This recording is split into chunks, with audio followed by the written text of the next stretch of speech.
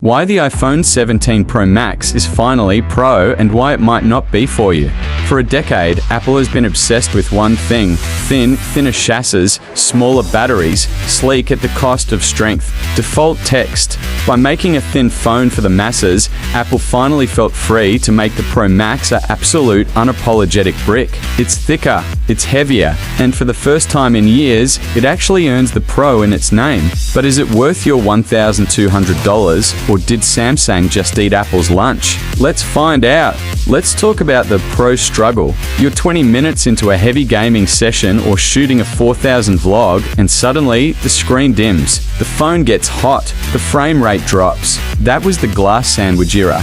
Enter the iPhone 17 Pro Max's secret weapon, the vapor chamber. Apple finally stopped pretending it was enough to cool the A19 Pro chip. This phone doesn't just run fast, it stays fast. It's like putting a radiator in a supercar. You can film ProRes RAW for an hour and the screen stays at full brightness.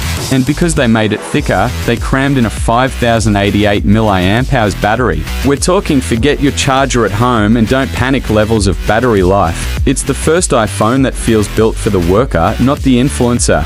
But every hero has a weakness. And for the 17 Pro Max, it's the bulk.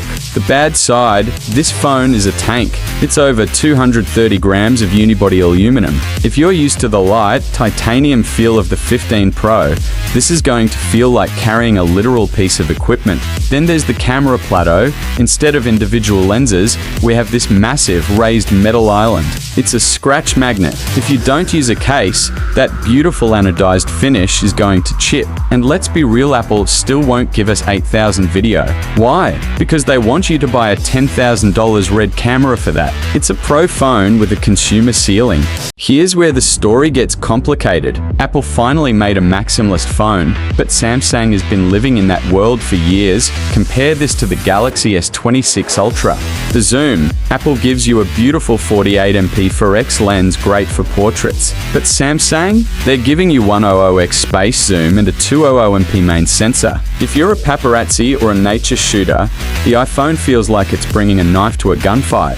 The speed. Apple finally hit 40W charging. Why? Samsung is already at 65W. You can charge the Ultra from dead to 80% while you're eating breakfast. Apple still takes a leisurely stroll.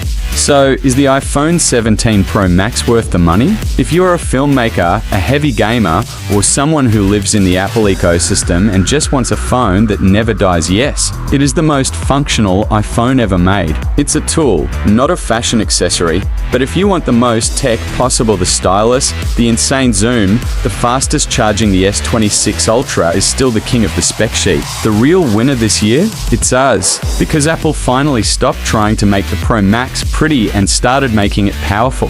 But hey, if you're worried about that metal plateau scratching, you're going to need a case.